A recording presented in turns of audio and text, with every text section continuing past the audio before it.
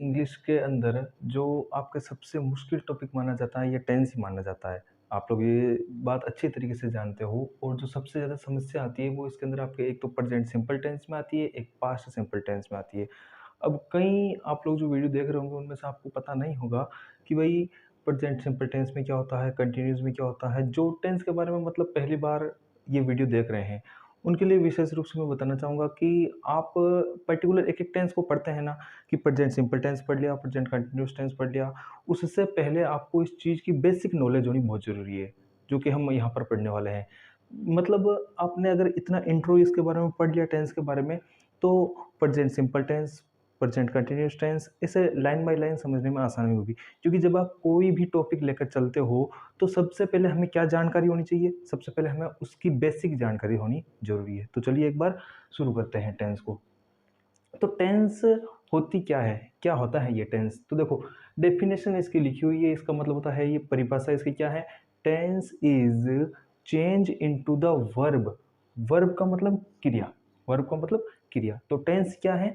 क्रिया के अंदर चेंज परिवर्तन है, टू एक्सप्लेन द टाइम। समय को दर्शाने के लिए क्रिया में किया गया परिवर्तन ही काल कहलाता है, टेंस कहलाता है। मतलब क्या हुआ? जैसे राम अंग्रेजी पढ़ रहा है। राम सब्जेक्ट हो गया और अंग्रेजी ऑब्जेक्ट हो गया। अब पढ़ रहा है, मैंने पढ़ रहा है क्रिया को चेंज करके बना दिया पढ़ रहा था। तो मैंने चेंज किया क्रिया के अंदर और पूरा का पूरा सेंटेंस का अर्थ ही बदल गया, समय ही बदल गया। पहले तो पढ़ रहा है, फिर हो गया पढ़ रहा था। तो प्रेजेंट सिंपल टेंस से हम लोग प्रेजेंट कंटिन्यूअस टेंस से हम लोग चले गए पास्ट कंटिन्यूअस के अंदर। राम अंग्रेजी पढ़ रहा है, प्रेजेंट कंटिन्यूअस टेंस। जैसे ही हमने चेंज किया, राम अंग्रेजी पढ़ रहा था, तो वो हो गया पास्ट कंटिन्यूअस टेंस। तो यहाँ पर परिभाषा से समझ में आ रहा होगा आप लोगों को कि क्रिया के अंदर जब भी आप परिवर्तन करते हो, तो क्यों करते हैं? क्योंकि हमें समय को दर्शाना होता है। तो समय को दर्शाने के लिए जब भी क्रिया में परिवर्तन करते हो, तो वहाँ पर टेंस पाया जाता है, ठीक है? अब सबसे जो पहला टेंस होता है, वो होता है वर्तमान काल। जैसा कि हम लोग बेसिकली पढ़ते रहते हैं, वर्तमान काल, भूतकाल, भविष्य काल, सेम इंग्लिश में है, कोई ज़्यादा टेंशन लेने वाली बात नहीं है। तो सबसे पहला नंबर पर आता है आपके प्रेजेंट टेंस। प्रेजेंट टेंस का मतलब क्या होता है? वर्तमान काल के अंदर कोई घटना घटित होती है, मतलब वर्तमान काल की कोई बात चल रही है, तो हम वहाँ पर प्रेजेंट टेंस मान के चलते हैं। तो देखो, इसकी पहचान आगे लिखी हुई है आपके, इसकी पहचान है। मतलब पता कैसे चलेगा हिंदी के अंदर? हिंदी के अंदर क्या ऐसा लिखा हुआ होगा जिससे पता चल जाएगा कि भई ये कौन-सा टेंस है? तो हिंदी के अंदर आपको है देखने को मिलेगा, ये हो गई इसकी पहचान। अब एक एग्ज़ाम्पल देखो इसका, मनोज अंग्रेजी पढ़ती है। मनोज नाम की कोई लड़की है जो कि क्या अंग्रेजी पढ़ती है। तो यहाँ पर देखो, मनोज रीड्स इंग्लिश। अब ये प्रेजेंट टेंस के अंदर हम इसके पार्ट आगे देखेंगे, आगे की वीडियोस में आपको पता चल जाएगा कि इसके अलग अलग पार्ट होते हैं, present simple tense, present continuous tense. तो उसके अंदर हम लोग इनके अलग अलग प्रयोग पढ़ने वाले हैं। तो देखो, है लिखा हुआ है, लास्ट में आपको है देखने को मिल गया। अब है से हमें क्या पता चल गया? टेंस कौन सा है? प्रेजेंट टेंस है। वर्तमान काल, अब ये हो गया वर्तमान काल। इससे अगला 2 नंबर पर आने वाला है आपका पास्ट टेंस, जिसको हम लोग बोलते हैं भूतकाल। वर्तमान काल नहीं, जो बीत गया उसके लिए हम लोग काम में लेंगे कौन सा? भूतकाल। और भूतकाल मतलब ऐसा है थोड़ी बोलेंगे, नहीं, भूतकाल के लिए हम लोग क्या काम में लेंगे? था काम में लेंगे, ठीक है? इस बात का विशेष रूप से ध्यान रखना है। जैसे मनोज अंग्रेजी पढ़ती है मतलब वर्तमान काल। लेकिन जैसे ही हमने बोला सूरज विद्यालय गया, सूरज विद्यालय गया, तो यहाँ पर आपको देखने को क्या मिल रहा है कि गया मतलब वो तो भूतकाल की बात हो गई, बीती हुई बात हो गई। तो यहाँ पर पहचान हमें एक और मिल गई है कि या तो सूरज विद्यालय जाता था, तब था हो जाता, लेकिन यहाँ पर ये आ की मात्रा आ रही है, तो आ, ई और ए, आप लोग इनका भी प्रयोग कर सकते हो, ये भी इनकी पहचाने ही हैं। जैसे सीता विद्यालय गई, तो ई की मात्रा आती तब ये भी इसकी पहचान होती, ठीक है? फ्यूचर टेंस देखिए, फ्यूचर टेंस के अंदर क्या होता है कि अनुज कल कार्यालय जाएगा। कार्यालय का मतलब होता है हमारा ऑफिस। तो फ्यूचर टेंस के अंदर जो आई और वी हैं, उनके साथ में तो आप लोग किसका प्रयोग करोगे? हमेशा शैल का प्रयोग करोगे। और बाकी जितने भी सब्जेक्ट होंगे, राम या फिर सुनील, मुकेश, आई और वी के अलावा ही, शी, इट, कोई भी नाम आ जाए, आपको हमेशा उनके साथ में विल का प्रयोग करना है। तो मैंने यही किया, यहाँ ना तो आई है ना वी है, तो मैंने अनुज नाम लिखा हुआ था, तो इसके साथ में मैंने किसका प्रयोग कर दिया? विल का प्रयोग कर दिया। तो अनुज विल गो टू ऑफिस, इस कल के लिए लिख दिया टुमारो, ठीक है? अब ये तो हो गए मुख्य रूप से आपके टेंस। कौन कौन से टेंस होते हैं? टेंस होते हैं 3, प्रेजेंट टेंस, पास्ट टेंस और फ्यूचर टेंस। अब इनके प्रकार होते हैं अलग अलग, अलग अलग क्या होता है, इनके प्रकार होते हैं। तो प्रकार मैंने यहाँ पर लिख दिए हैं टाइप ऑफ टेंस, टेंस के प्रकार, कि भाई टेंस के कितने प्रकार होते हैं। तो टेंस के होते हैं 4 प्रकार। एक तो होता है सिंपल टेंस, फिर दूसरे नंबर पर कंटिन्यूस टेंस, फिर तीसरे नंबर पर क्या आता है ये परफेक्ट टेंस, फिर चौथे नंबर पर आता है परफेक्ट कंटिन्यूस टेंस। ठीक है। अब इन अलग अलग टेंसों के अंदर क्या होता है क्या नहीं होता है ये देखो। जो सिंपल टेंस होता है, सिंपल टेंस के अंदर क्या पाया जाता है, किसी कार्य का घटित होना पाया जाता है। मतलब कोई काम जो है ना सामान्य घटना हो रही है या फिर होती है, हमें हमें इतनी सी जानकारी दी जाती है, वहाँ पर होगा आपके सिंपल टेंस। सिंपल से नाम पता चल रहा है, टेंस एकदम सिंपल होने वाला है। ठीक है। तो ये हो गया सिंपल टेंस, किसी कार्य का घटित होना पाया जाता है। इसकी पहचान क्या होती है, ता, ती, ते। मतलब जहाँ पर भी सिंपल टेंस होगा वहाँ पर आपको पहचान देखने को मिलेगी, आपको ता, ती, ते। ठीक है। अब इसके एग्जाम्पल देखो, राम पढ़ता है, राम पढ़ता है। यहाँ पर हमें इस पर गौर करना है कि अगर ता नाम देखने को मिल गया तो टेंस होगा आपका सिंपल वाला। ठीक है। अब दूसरा नंबर आता है कंटिन्यूस टेंस। कंटिन्यूस टेंस का मतलब काम जारी रहता है हमेशा। ठीक है। जो भी काम होगा, जो भी घटना होगी वो हमेशा आपको जारी रहती हुई नजर आने वाली है। तो किसी कार्य का जारी रहना पाया जाता है, ये मेरे सामने स्पष्ट रूप से लिखा हुआ है। अब इसकी पहचान क्या हो जाएगी, तो जारी रहेगा तो काम जारी। जैसे कोई है वो लड़का दौड़ रहा है, एग्जाम्पल के तौर पर देखिए, तो दौड़ रहा, क्या बोला मैंने, दौड़ रहा, तो पहचान ही हो जाएगी कंटिन्यूस टेंस की, रहा, रही, रहे। ओके। इसके बाद में तीसरा टेंस आता है आपका परफेक्ट। जैसे हम बोलते हैं ना, काम एकदम तुमने परफेक्ट किया है। परफेक्ट किया मतलब वो काम उसने क्या कर दिया है, पूरा कर दिया है। बात समझ में आई। तो परफेक्ट का मतलब होता है कि काम हमने क्या कर दिया है, पूरा कर दिया है। और पूरा कर दिया है तो मैंने तो खाना खा लिया है, खाना खाने का काम मेरा क्या हो गया है, पूरा हो गया है। मैं खाना खा चुका हूँ। तो यहाँ से आपको ये बात समझनी है कि जब भी कोई काम पूरा हो जाएगा, समाप्त हो जाएगा, या अभी अभी कोई काम हुआ है, उस चीज़ को दर्शाने के लिए हम लोग कौन सा टेंस यूज में लेंगे, परफेक्ट टेंस हम वो यूज में लेने वाले हैं। ओके। जैसे राम अंग्रेजी पढ़ चुका है, अभी खाना खाने वाला एग्जाम्पल दिया, वैसे ही राम के अंग्रेजी पढ़ने का भी काम क्या हो चुका है, पूरा हो चुका है। तो देखिए, Ram has read English. Read read read verb की फर्स्ट फॉर्म, सेकंड फॉर्म और थर्ड फॉर्म तीनों सेम ही रहती है, आपको पता है। तो यहाँ पर ये रीड कौन सी वाली है, हैज़ के साथ में यूज हुई है, तो वर्ब की थर्ड फॉर्म है। आगे देख लेंगे जब जब हमारे जो टेंस होंगे 12 के 12, उसके अंदर हम ये सारी चीज़ें देख लेंगे वन बाय वन करके। तो फिलहाल अगला टेंस आपका जो है वो टेंस का जो टाइप है वो है परफेक्ट कंटिन्यूस टेंस। ये थोड़ा जो है ना वो इनसे डिफरेंट होने वाला है। जो परफेक्ट कंटिन्यूस टेंस आपका है ना, वो बाकी 3 से डिफरेंट होने वाला है। क्यों, मैं बार बार बोल रहा हूँ, कंटिन्यूस का मतलब काम जारी रहता है, परफेक्ट का मतलब काम पूरा हो जाता है। तो यहाँ पर भाई ये परफेक्ट और कंटिन्यूस दोनों साथ में आ गए हैं।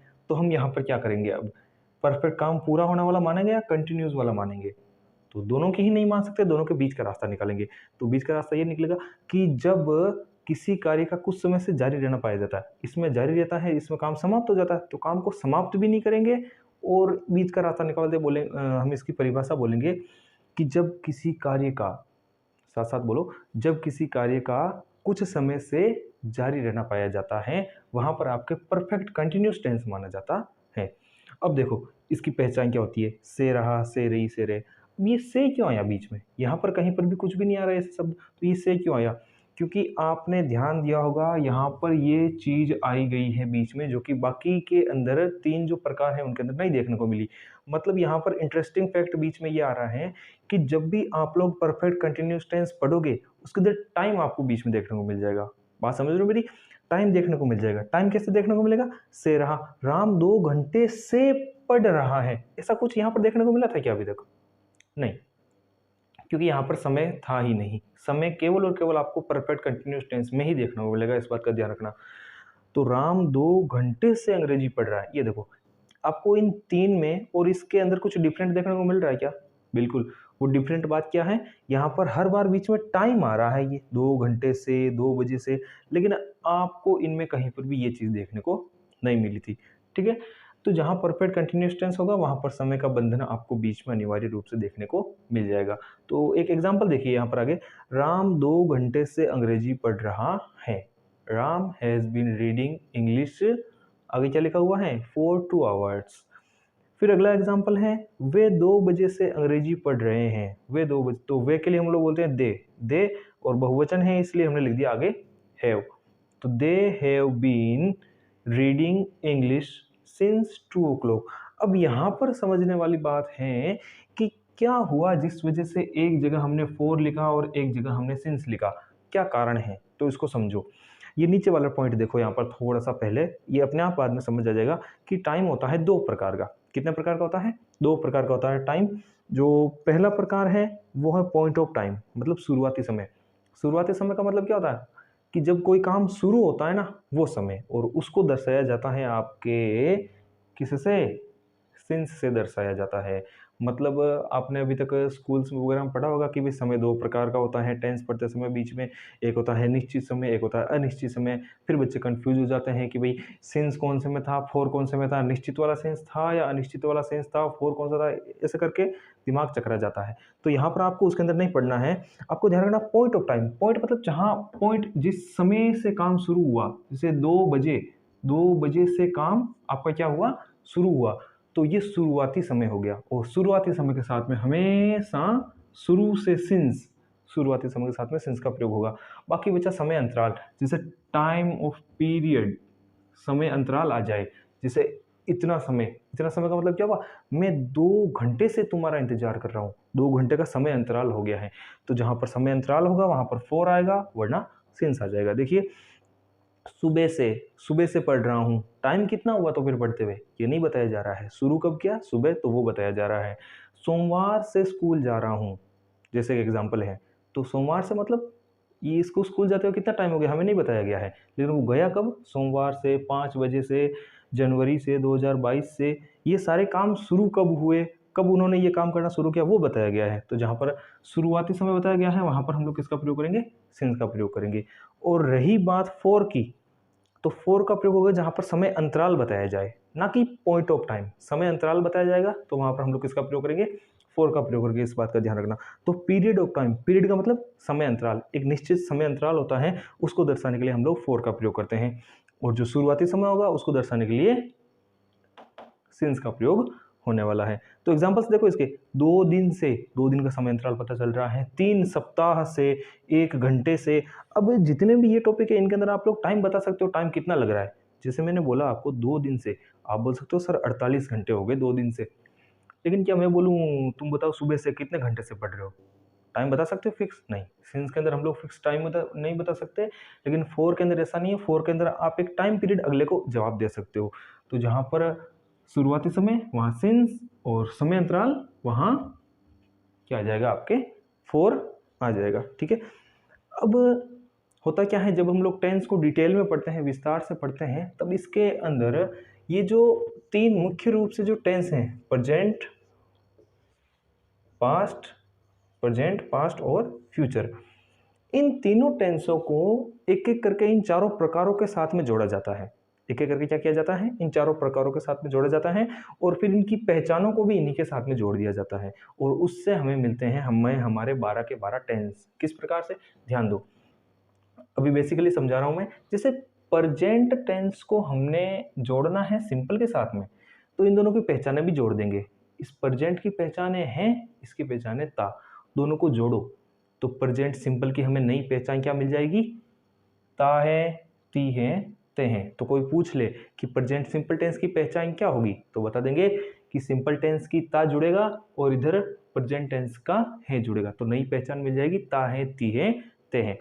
उसी प्रकार से देखो, प्रेजेंट टेंस का है और हमें यहाँ पर कंटिन्यूस टेंस का रहा लेना है, तो इन दोनों को हमने जोड़ दिया प्रेजेंट को कंटिन्यूस के साथ में, तो हमें नई पहचान क्या मिल गई? प्रेजेंट कंटिन्यूस टेंस की पहचान पूछ लूं मैं आपसे, क्या जवाब दोगे?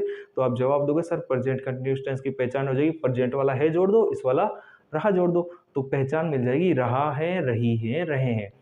फिर यही अगर सर ने पूछ लिया मुझे पास्ट कंटिन्यूस की पहचान बताओ, तो ध्यान देना कंटिन्यूस की तो रहा रहने वाली है, लेकिन इस बार मैंने प्रेजेंट नहीं बोला, मैंने बोला पास्ट कंटिन्यूस की, तो कंटिन्यूस का रहा रह जाएगा, लेकिन यहाँ पर आपको जोड़ना है क्या? ये वाला टेंस, कौन सा? Past simple tense, sorry past tense का आपको था जोड़ना है, तो हो जाएगा रहा था, रही थी, रहे थे। अब होने वाला क्या है? जो सिंपल टेंस है वो इन चारों प्रकारों के साथ में जुड़ेगा, फिर जो पास्ट टेंस है वो इन चारों प्रकारों के साथ में जुड़ेगा, और जो फ्यूचर टेंस है वो भी इन चारों प्रकारों के साथ में जुड़ने वाला है। तो इससे हमें क्या मिलेगा? इससे हमें मिलेंगे हमें हमारे 12 टेंस। ये एक टेंस इन चारों प्रकारों के साथ में जब जुड़ जाएगा तो 4 नए टेंस मिल जाएंगे हमें प्रेजेंट के। और ये पास्ट टेंस जब इन चारों के साथ में जुड़ेगा तब हमें 4 टेंस और पास्ट के मिल जाएंगे। और फिर जो फ्यूचर वाला ये जो टेंस है ये और इन चारों के साथ में जुड़ेगा तब हमें हमारे और फ्यूचर के 4 टेंस मिल जाएंगे। टोटल मिलाकर हमें जो 10th का या फिर 8th का मतलब जितने भी टेंस के सिलेबस हैं आपके अलग अलग चैप्टर वाइज, तो उनके अंदर जब हम पढ़ेंगे हमें टोटल टेंस कितने पढ़ने पड़ते हैं? 12 टेंस पढ़ने पड़ते हैं। अब प्रत्येक टेंस की पहचान अलग है, उनकी हेल्पिंग वर्ब अलग है, उनकी मेन वर्ब अलग है। लेकिन फिलहाल हम क्या देखने वाले हैं? इन पहचानों को एक साथ में करके इनकी पहचान है वो देखने वाले हैं कि भाई कौन से टेंस की क्या क्या पहचाने हैं। फिर उनका मैं आपको एक चार्ट बना के एक हेल्पिंग वर्ब और मेन वर्ब बता दूंगा वो, और उसके बाद में हम लोग हमारे पर्टिकुलर लाइन बाय लाइन सारे टेंस हैं वो पढ़ने वाले हैं। तो चलिए देखिए आगे। देखिए इसके अंदर आपको क्या मिलने वाला है कि जितने भी हमने टेंस पढ़े हैं उन सबकी हेल्पिंग वर्बें, उन सबकी मेन वर्बें और उन सबकी पहचानें आपको यहाँ पर एक ही चार्ट के अंदर मिलने वाली हैं। जैसे आपको देखना प्रेजेंट सिंपल टेंस की हेल्पिंग वर्ब क्या है, तो आप यहाँ दोनों को मिलान करके यहाँ पर देख लीजिए डू और डज उसकी हेल्पिंग वर्ब है। मतलब जैसे आपको पास्ट कंटिन्यूस टेंस की हेल्पिंग वर्ब और मेन वर्ब को पता लगाना है तो आप यहाँ पर ध्यान दीजिए, पास्ट से नीचे आइए और कंटिन्यूस से इधर जाइए तो आपको ये मिल जाएगी। पास्ट कंटिन्यूस की हेल्पिंग वर्ब वाज या वर है और इसकी मेन वर्ब है वर्ब की फर्स्ट फॉर्म प्लस आईएनजी, और इसको वर्ब की चौथी फॉर्म भी बोलते हैं। जो वर्ब की फर्स्ट फॉर्म प्लस आईएनजी है इसको वर्ब की चौथी फॉर्म भी बोलते हैं। आज की इस वीडियो में बस इतना ही। आशा करते हैं आपको ये जो पढ़ाया गया हो सारी सारी सामग्री अब समझ में आई होगी, और जो अगले वीडियोस आने वाले हैं उनके अंदर आपको लाइन बाय लाइन जितने भी टेंस है present simple tense continuous perfect line by line हमारे जितने भी टेंस हैं वो चलते रहेंगे। Thanks for watching.